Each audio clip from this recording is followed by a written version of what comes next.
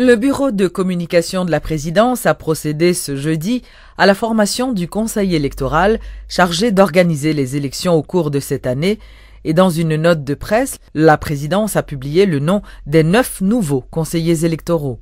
Il s'agit de Ricardo Augustin pour la conférence épiscopale, Vijonnet Desméraud, culte réformé, Yolette Mingual, secteur femmes, Jacques-Céus Joseph, secteur droits humains, Lucie-Marie Carmel Paul Austin, secteur université, Pierre Maniga Junior, secteur presse, Lourdes Edith Joseph, secteur syndical, Néhémie Joseph, secteur paysan vaudou, Pierre-Louis Aupon, secteur patronal.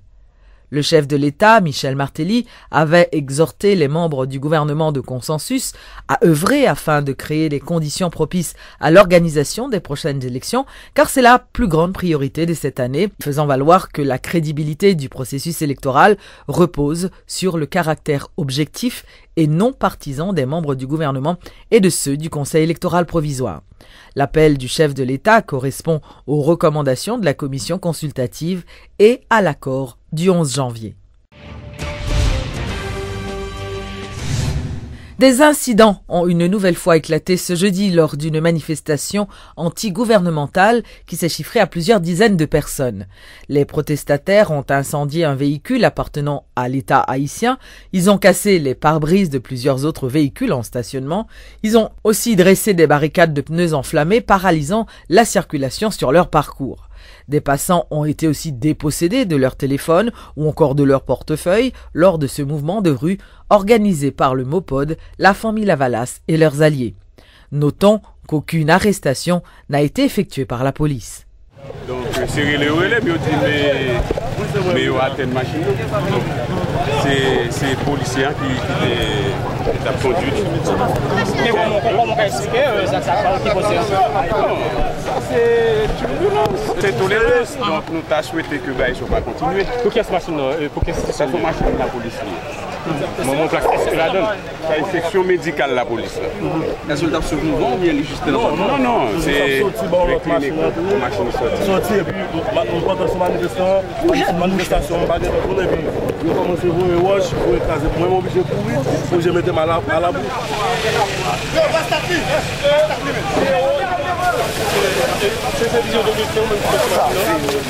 Je dis à vous, voyez, nous venons craser vite. Nous-mêmes, nous qui sommes responsables de la manifestation, nous déclarons solennellement, nous n'avons rien à voir avec un rien qui est violence, un rien qui est crasé machine. Et moun vite écrasé, nous déplorons ça, ça fait nous mal et yo gen pour Kaplim répondre de ça. Ça c'est activité Kaplim, c'est stratégie Kaplim pour craser mobilisation.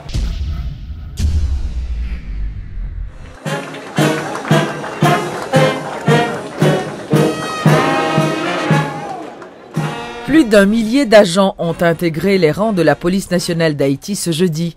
La cérémonie de collation de diplôme de la 25e promotion s'est tenue à l'Académie de police à Frères, en présence du président de la République Michel Martelly, du Premier ministre Evans Paul, ainsi que bien d'autres dignitaires.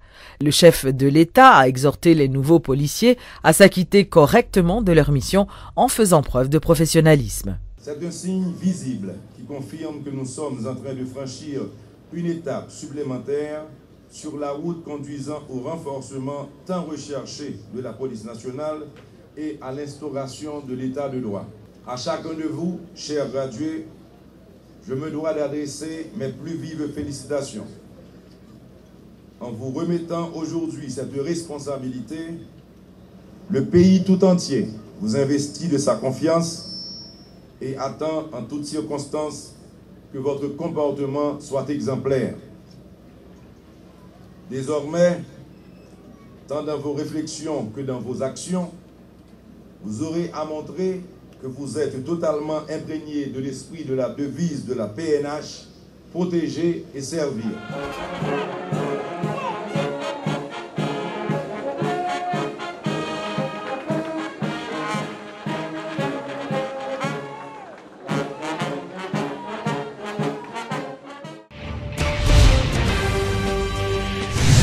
La topographie de l'île à Vache en fait un lieu sécurisé en cas de tsunami.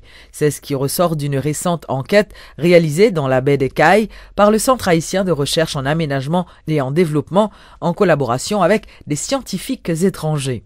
La même étude laisse apparaître que la ville des Cailles est elle-même très vulnérable en cas d'une élévation du niveau des eaux, que ce soit dû à un tsunami ou encore au réchauffement climatique.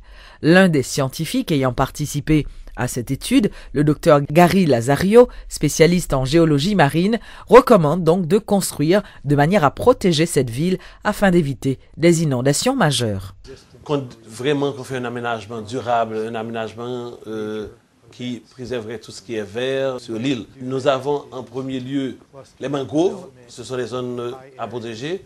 Le littoral, il ne faut pas construire sur le littoral comme on fait à Miami, il faut construire en dehors du littoral, car le littoral, ce qui fait que la grande valeur de la résilience de cette île, c'est le fait que justement, il y a un système rocheux qui protège l'île tout à fait de façon naturelle. Il ne faut pas aller couper cette protection naturelle pour aller mettre les hôtels. Il faut aménager dans des endroits où la protection n'est pas tout à fait parfaite, car l'île à Vache est une ville qui se protège de par elle-même. La baie des Cailles, une grande partie était également protégée par des mangroves. Par exemple, si vous prenez aux Cailles spécifiquement dans la zone de l'îlet, un endroit où il y avait autrement dans le passé 116 hectares de mangroves, elle est réduite à 30 hectares de mangroves dans les 100 dernières années. Parce que les gens coupent les mangroves pour l'habitat, ils coupent les mangroves pour du bois de chauffe et pour produire du charbon. Et maintenant, c'est la vulnérabilité partout. Et les mangroves, c'est les mangroves qui protègent la terre contre l'érosion marine. Au moins 45 gardes forestiers ont été déployés dans le parc Macaya, situé dans le sud du pays. Cette initiative du ministère de l'Environnement vise à protéger cet espace contre le déboisement et tout autre risque. Suivez les explications de James Cadet, directeur du corps de surveillance environnementale. C'est une activité qui inscrit dans un projet qui c'est projet et Macaya qui est un projet qui est protégé et site ça et protéger ça pour nous renforcer la surveillance environnementale là. Nous avons 45 agents qui déployés, agents auxiliaires, il y a sur toutes les lignes Grand Sud là, et y compris Gandance, y compris les Cailles, dans toute zone yo, il y a là pour faire ça nous carrelé et assurer surveillance et protéger yo, espace forestier tout et puis surtout qu'on est que le gouvernement prend des décisions contre question coupe d'arbres, exploitation arbio, convertir en charbon de bois tout bagage ça là pour renforcer brigade là qui était déployée qui pour renforcer capacité corps de surveillance là qui pour empêcher charbon de bois à sortir la grandance là même Jean gouvernement modèle et agent ça yo bien particulièrement il y a là pour assurer surveillance air protégé, Macaya, qui sont patrimoine, il faut que nous sauvegardions pour nous combattre tout ça qui a fait là-dedans, qui a dégradé l'environnement, et coupe d'arbres, un paquet d'espèces qui disparaissent. Et nous avons des espèces tout que c'est la forêt ça que rejoindre parce que distance c'est forêt unique dans Caraïbes là tout bagage ça a été incité gouvernement les rentrer dans plan gouvernement moment arrivé nous faire premier déploiement et prochain déploiement nous avons formation que cap fait le mois de février pour deuxième promotion et déploiement fait tout de suite après nous avons 85 agents pour nous déployer dans le Grand Sud là devant nation ak devant le monde entier pour m'accomplir mission dans respect constitution pays ak loi et convention internationale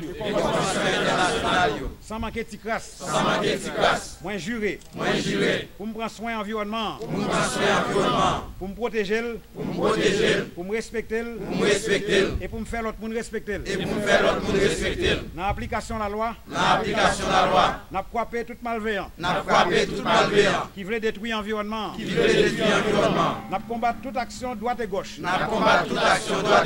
cap détruire l'environnement